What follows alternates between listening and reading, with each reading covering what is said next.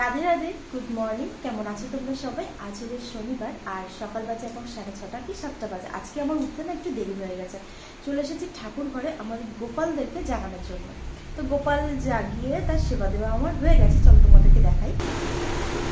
তো এই হলো আমার গোপাল সোনারা।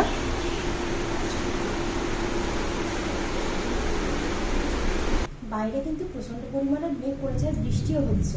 মেঘ ডাকার শব্দ নিশ্চয়ই তোমরা শুনতে পাচ্ছ। আর সকালবেলা গিয়েছিলাম ফুল তুলতে গিয়ে একটা জিনিস পেয়েছিলাম, দেখেন এই দেখো।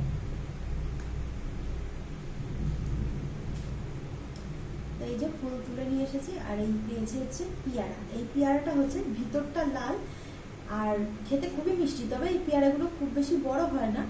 আর এই পেয়ারার একটা প্রবলেম হচ্ছে যে পেয়ারাটা পেকেছে কি পুষ্ট হয়েছে আমি ঠিক বুঝতে পারি না, মানে সবই সবুজ সবুজ মতো লাগে, তো দেখে একদম বোঝা যায় না। আর গাছটা অনেকটা বড়। তা আজকে কয়েকটা দেখতে পেয়েছি, যেহেতু রোদ্দুর নেই, মেঘ করেছে, সেই জন্য বোঝা যাচ্ছে যে একটু সাদা সাদা হয়েছে, তাই এই কয়েকটা তুলে নিয়ে এসেছি। আর কয়েকদিন আগে আমি গোপাল পরিষ্কার করার একটা ভিডিও দিয়েছিলাম। তো আমার বাড়িতে তোমার দুটো গোপুসোনা আছে, তো একটা ছোট যে গোপুসোনা আছে তাকে আমি পরিষ্কার করেছিলাম। তো সেই ভিডিওটা তোমাদের সঙ্গে শেয়ার করেছিলাম এবং অনেকেই আমাকে জিজ্ঞাসা করেছিল গোপাল আমি কিভাবে পরিষ্কার করি বা এত সুন্দর পরিষ্কার চকচকে কিভাবে থাকে।